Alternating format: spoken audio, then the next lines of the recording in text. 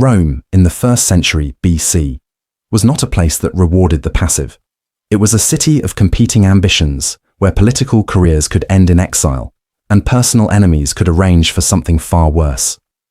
Into this world, on the 12th of July, 100 BC, Gaius Julius Caesar was born.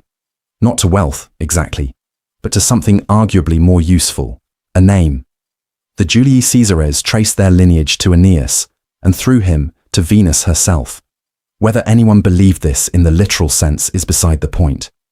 In Rome, ancestry was political currency, and Caesar's family spent it carefully. They were patricians, members of the oldest social class, but by the time of Caesar's birth, the family's actual influence had faded considerably. They had the prestige without the power. That gap would shape everything that followed. His father, also named Gaius Julius Caesar, held the praetorship and later governed the province of Asia, but died suddenly when the younger Caesar was around 16.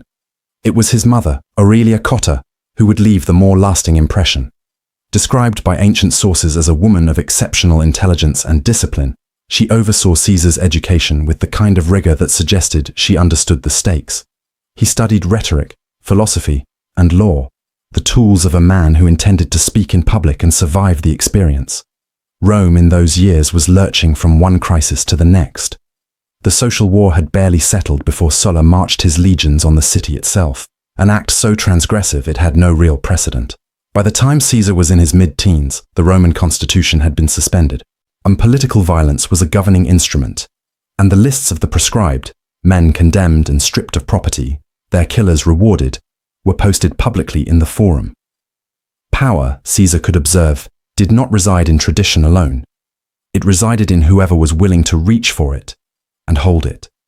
Sulla's dominance brought Caesar into direct personal danger. He had married Cornelia, daughter of Lucius Cornelius Cinna, one of Sulla's chief opponents. The dictator demanded Caesar divorce her. He refused. It was a striking act for a young man with no army and no office, and it nearly cost him his life.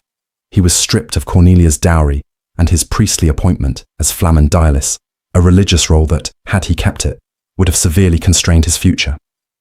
Friends and family eventually interceded with Sulla, and Caesar was spared, though the dictator reportedly remarked that he saw many a Marius in Caesar.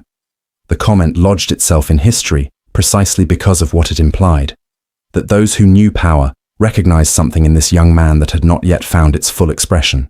He left Rome for military service in Asia, fighting under Marcus Minucius Thermus. At the siege of Mytilene, he was awarded the Corona Civica, the civic crown, for saving the life of a fellow soldier in battle. It was Rome's second highest military honor, and it entitled him to wear an oak wreath in public for the rest of his life, receiving a standing ovation from senators when he entered a room. He was in his early 20s. The decoration was not incidental. In Rome, military honor and political ambition were not separate currencies, and they were the same one. When Sulla died in 78 BC, Caesar returned to Rome and turned to the law courts, taking up high-profile prosecutions that announced his presence in the forum without requiring the offices he did not yet hold. He was building a reputation through oratory, which in Rome was not merely a skill, but a demonstration of intellectual authority. He studied under the best teachers, at one point traveling to Rhodes to work with Apollonius Molon, the same rhetorician who had taught Cicero. The two men who would dominate Rome for the next generation, Caesar and Cicero, were sharpening themselves on the same stone, in the same city, at the same moment in history. Neither could have known what that would eventually mean, but the city they were preparing to enter was already trembling with the weight of its own contradictions. And the men who understood that instability, most clearly, would be the ones best positioned to profit from it. The law courts gave Caesar a platform, but he understood early that reputation alone would not carry him where he intended to go. Rome's political machinery ran on relationships, debts, and the careful management of both. He began accumulating all three with a deliberateness that his contemporaries either admired or found unsettling, often without being able to articulate exactly why. His early career moved through the standard offices of the cursus honorum, the sequence of magistracies that shaped every Roman political life, but Caesar moved through them differently than most. As quaestor in 69 BC, he delivered the funeral oration for his aunt Julia, wife of the general Marius, and used the occasion to publicly rehabilitate Marius's memory at a time when doing so carried real political risk. Sulla had spent years erasing Marius from Rome's official consciousness. Caesar chose the funeral of a private citizen to push back. It was calculated, it was bold, and it told the Forum something about how he intended to operate. He was sent to further Spain as quaestor and later returned as propraetor, where the administrative and military demands of the province gave him his first sustained experience commanding men and managing territory at scale. Ancient sources record that he wept before a statue of Alexander the Great in a temple in Hispalis, lamenting that Alexander had conquered the known world by Caesar's current age, and he had done comparatively little.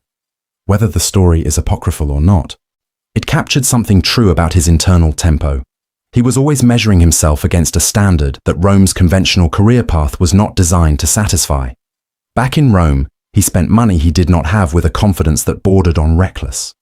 He staged public games as ideal in 65 BC that were so extravagant. Hundreds of gladiators, elaborate theatrical performances, public feasts, that the city had never seen anything like them. His debts mounted to figures that would have destroyed a lesser political operator. What he understood, and his creditors slowly came to appreciate, was that his spending was not indulgence. It was investment. Every sesterce he poured into public spectacle returned as goodwill, visibility, and the kind of popular loyalty that translated directly into votes and political leverage. Or the alliance with Marcus Licinius Crassus was central to this period. Crassus, the wealthiest man in Rome, saw in Caesar something worth financing. A politically gifted operator with genuine popular appeal and no compunction about using it. The relationship was not friendship. Roman political alliances rarely were, but it was functional and mutually sustaining. Crassus covered Caesar's debts. Caesar delivered political results that served Crassus's expanding interests. The arrangement allowed Caesar to remain solvent and ambitious simultaneously, which for a Roman politician was the only way to remain relevant. His election as Pontifex Maximus in 63 BC surprised and alarmed the established order. The office, Rome's highest religious position, was typically reserved for men of senior standing. Caesar was neither senior enough nor, and by the conventional calculus, powerful enough to win it. He reportedly told his mother on the morning of the vote that he would return as Pontifex Maximus or not at all, a statement that reveals something about how he managed risk. He did not hedge, he forced outcomes. Then came Gaul. His consulship in 59 BC and the subsequent proconsulship of Gaul gave him what the Forum had always threatened to deny him: an independent command, sustained military action, and the chance to build an army that was loyal to him personally rather than to the Senate abstractly. The Gallic campaigns stretched across nearly a decade, and they were not simply military victories. They were the systematic construction of a power base that existed outside Rome's political geography. He wrote about them himself, in prose so clean and controlled that it functioned as continuous propaganda, dispatches designed to make his actions legible to Rome, while making his enemies appear as obstacles to civilization itself. By the time the Gallic Wars drew toward their conclusion, Caesar had crossed rivers, sieged cities, and put his name on a region that Rome had never fully controlled. He had also, without any formal declaration, begun to outgrow the republic that had made him. The Senate watched Caesar's return from Gaul the way a city watches a storm forming on the horizon, aware of what is coming, uncertain about how much damage it will do, and divided on whether to run or hold ground. His victories were undeniable. 8 years of campaigning had extended Roman territory to the Rhine and briefly across the Channel. The Gallic tribes, with some of the most formidable opponents Rome had faced on land, had been broken. Vercingetorix, the chieftain who came closest to turning the tide, had been paraded through Rome in chains and later executed in the Tullianum prison. By any military standard, Caesar had delivered Rome something extraordinary. What made the Senate uncomfortable was not the victories themselves, but what surrounded them.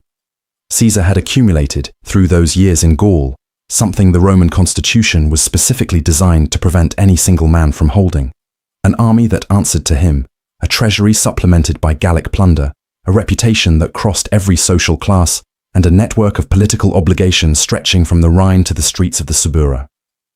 The Republic operated on the principle of distributed power, and Caesar had been quietly consolidating it for a decade. His reforms during the consulship and in the periods when he exercised direct influence over Roman administration, were substantive and far-reaching.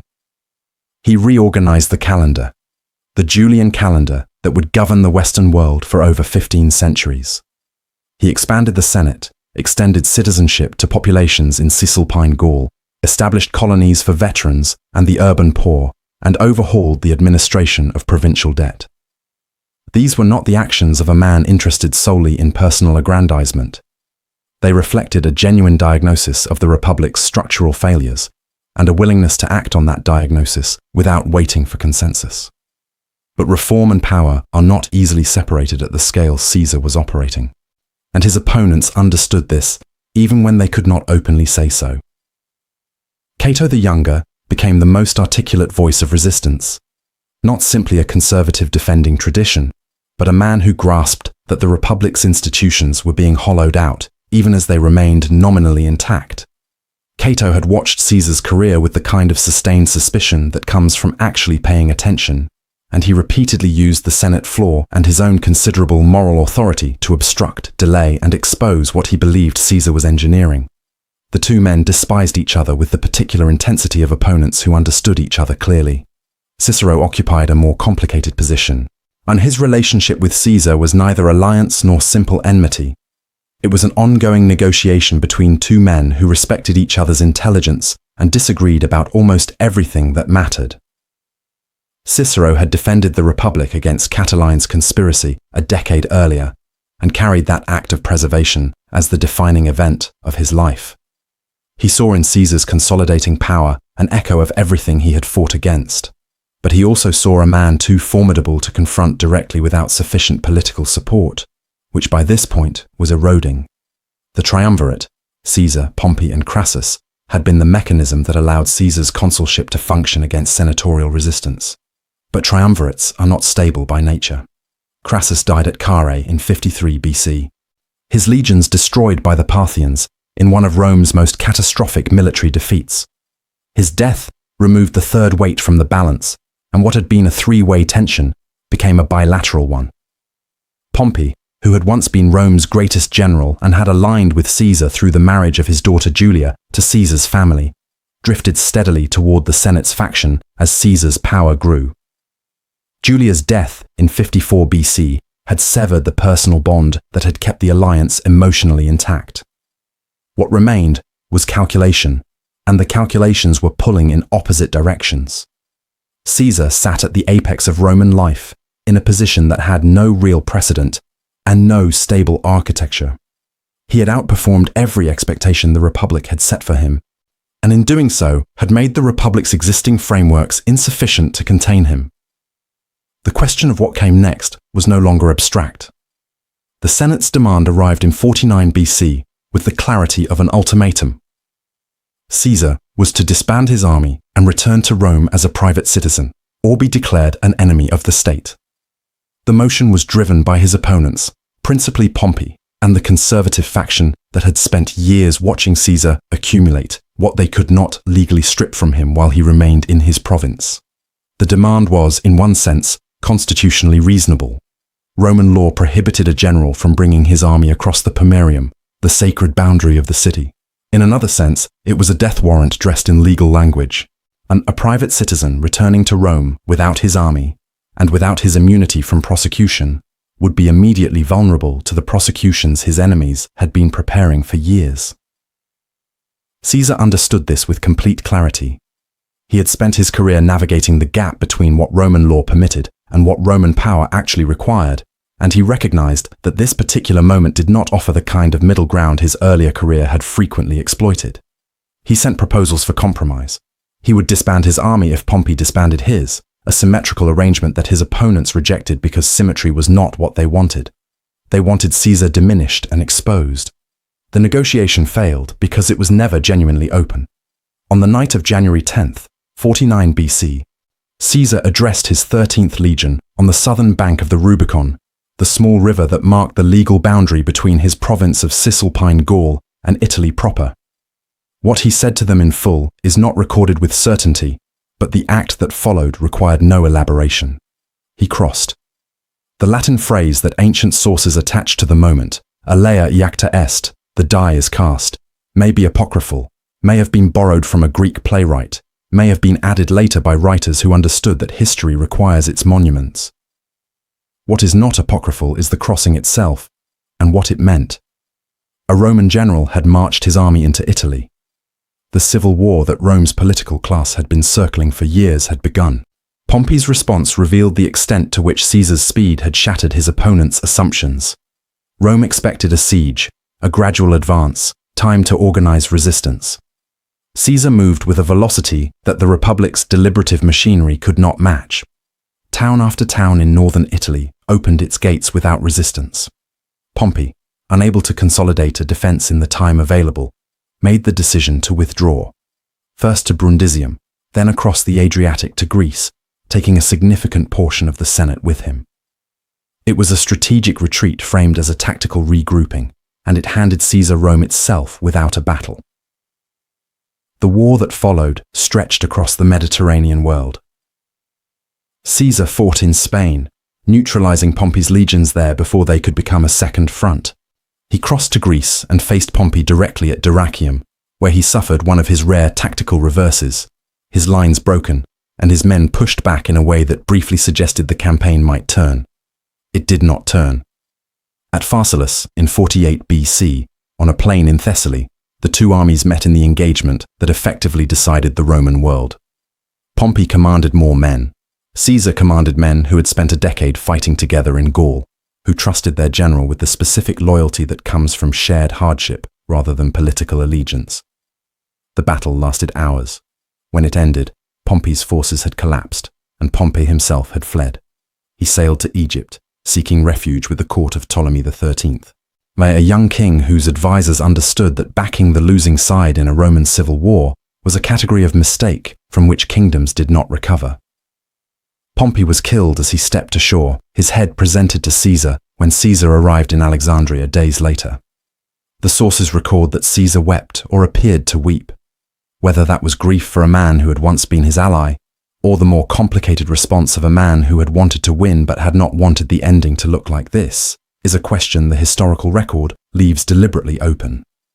The republic he had crossed the Rubicon to challenge was not yet dead, but it was no longer capable of defending itself on its own terms. Egypt did not detain Caesar long, though it gave him Cleopatra, an alliance that was simultaneously personal, political, and dynastic in its implications. The Egyptian queen understood power with the same instinctive clarity that Caesar did, and their relationship, whatever its private dimensions, served the interests of both. Caesar installed her on the throne, secured Egypt's grain supply for Rome, and left. There was still a war to finish. The remaining campaigns moved with the same compressed intensity that had characterized everything Caesar did in the field. He defeated Pharnaces II of Pontus so rapidly that his dispatch to the Senate reduced the entire campaign to 3 words: veni, vidi, vici. He returned to North Africa to deal with the remnants of the Pompeian faction who had regrouped under Metellus Scipio and the irreconcilable Cato. At Thapsus in 46 BC, that resistance collapsed. Cato, who had spent his entire public life as the Republic's conscience and Caesar's most principled opponent, refused to flee and refused to accept a pardon from a man he believed had no legitimate authority to grant one. He took his own life in Utica, reading Plato's Phaedo through the night before doing so. Caesar reportedly said that Cato had robbed him of the opportunity to show clemency. It was a characteristically double-edged remark, genuine frustration, and a reminder simultaneously that he had intended to be merciful. Clemency was one of Caesar's most deliberately cultivated political instruments. Where Sulla had prescribed his enemies and built his dominance on fear, Caesar pardoned men who had fought against him and returned them to public life. Brutus had fought on Pompey's side at Pharsalus, but Caesar not only spared him but promoted him, making him governor of Cisalpine Gaul and later praetor of Rome. The policy was not naive. Caesar understood that visible mercy was its own form of power. It demonstrated confidence, disarmed opposition, and made continued resistance appear ungrateful rather than principled. What he may have miscalculated was the degree to which men who accepted pardons did not necessarily accept the political reality those pardons implied. In Rome, the honors accumulated to a point that began to unsettle even those who supported him. He was named Dictator Perpetuo, dictator in perpetuity, in early 44 BC, a title with no precedent in Roman law and no defined terminus. Previous dictatorships had been emergency appointments with fixed time limits. This one was not. The Senate voted him the right to wear the triumphal toga permanently, to sit on a gilded chair, to have his portrait on coins. At the festival of the Lupercalia in February 44 BC, Mark Antony publicly offered him a crown. Caesar declined it, 3 times, to the crowd's approval. Whether the gesture was genuine reluctance or theatre remains one of the more durable ambiguities of his final months. His opponents read it as theatre and were not reassured. The conspiracy that formed around Brutus and Cassius Longinus drew in approximately 60 senators, a number that itself reflects how broadly the anxiety about Caesar's trajectory had spread across the political class. Cassius provided the organizational energy and the grievance.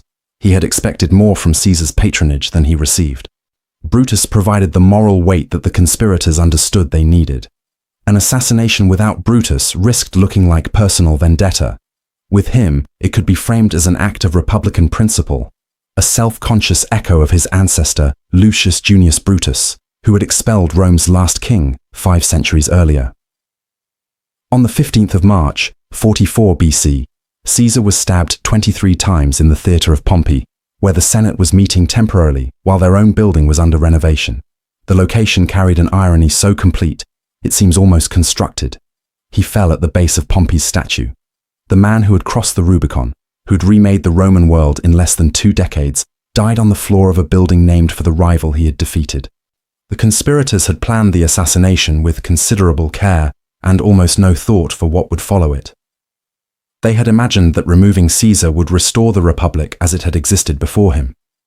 What they could not account for was that the Republic as it had existed before him was precisely what Caesar's career had demonstrated could no longer hold. The chaos that followed the Ides of March did not vindicate the conspirators. Mark Antony seized the initiative, reading Caesar's will publicly and inflaming a city that had not been consulted about the Republic it was apparently being saved for. Caesar had left his gardens to the Roman people and a sum of money to every citizen.